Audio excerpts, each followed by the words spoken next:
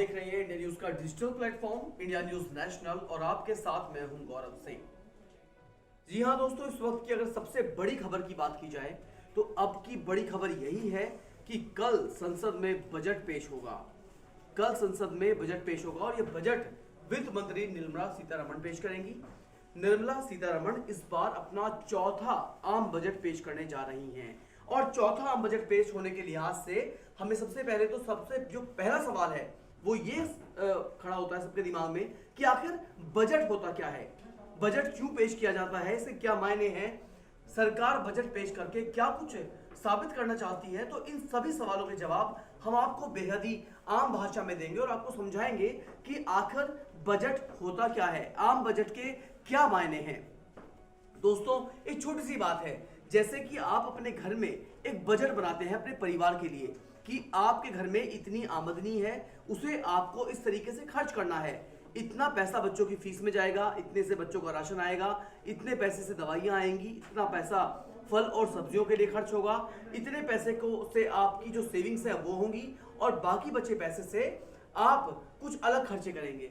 एक परिवार का आम बजट इस तरीके से होता है। तो बिल्कुल उसी शब्दों में हम समझते हैं कि देश की जो सरकार होती है वो एक बजट निर्धारित करती है आगामी अगले साल के लिए, यानी जो बजट अब 2022 में पेश किया जा रहा है, ये बजट है फाइनेंशियल ईयर 2022 और 23 को लेकर।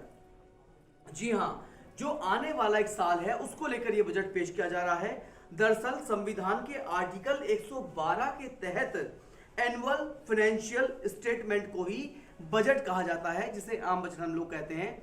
1924 में रेल बजट को अलग किया गया था और आम बजट को अलग किया गया था, लेकिन बहुत साल ये सब सिलसिला चलने के बाद अब सरकार ने दोनों को मर्ज कर एक आम बजट बनाया है कि रेलवे जो है वो अपना काम करती रहेगी। हालांकि संसद में इस बात की चर्चा होगी भाई रेलवे क्या करने जा रहा है क्या नहीं करने जा रहा है, लेकिन उसके अलावा जितनी भी चीजें हैं उन सब के लिए उन सबको एक आम बजट में शामिल किया गया है। जो एक बजट डॉकेट होता है ना, जिसे निर्मला सीतारमण कल आप देखेंगे कि वो संसद के अंदर घुस रही हैं तो एक लाल रंग का एक पोथी है उनके हाथ में जिसमें कुछ फाइल्स रखी हुई हैं, कुछ पेपर्स हैं, दस्तावेज हैं।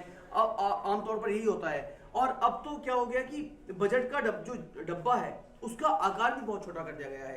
रेड कलर का डब्बा होता है, उस पर अशोक चिन्ह लगा होता है, तो वही हमारा आम बजट होता है।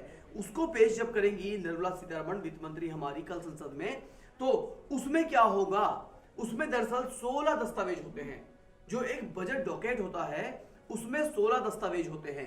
ये दस्तावेज क्या करते हैं, इनमें अलग अलग मंत्रालयों का ब्यौरा होता है कि हर मंत्रालय को कितना पैसा दिया जाएगा आगामी फाइनेंशियल ईयर्स में खर्च करने के लिए, क्या कुछ एक्सपेक्टेशन है, यानी अगर फॉरेन मिनिस्ट्री है या फिर जो भी अलग अलग मंत्रालय हैं उनमें किस मंत्रालय को कितना पैसा हम देंगे और ये पैसा कहां से आएगा, इस पैसे के कहां से आने की संभावनाएं हैं, ये तमाम जो ब्यौरा होता है ये बजट के अंदर होता है।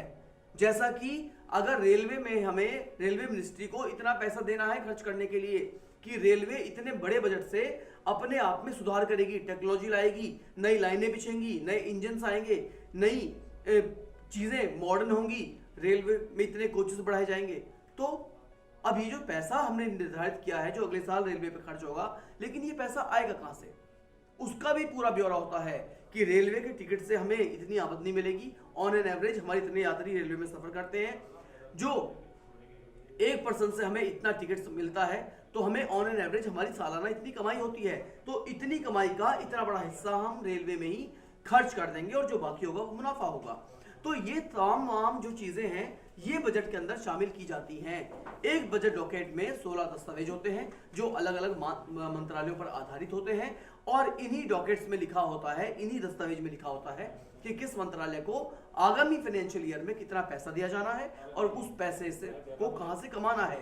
तो इन सब चीजों को मिलाकर ही एक आम बजट तैयार किया जाता है। बिल्कुल एक घरेलू बजट के तौर पर ही एक आम बजट को संसद में पेश किया जाता है, जिससे अगले साल होने वाले खर्चे को जिसमें समावेश किया जाता है। आपको बता दें फाइनेंशियल ईयर 1 अप्रैल से शुरू होता है और ये अगले साल 31 मार्च तक चलता है।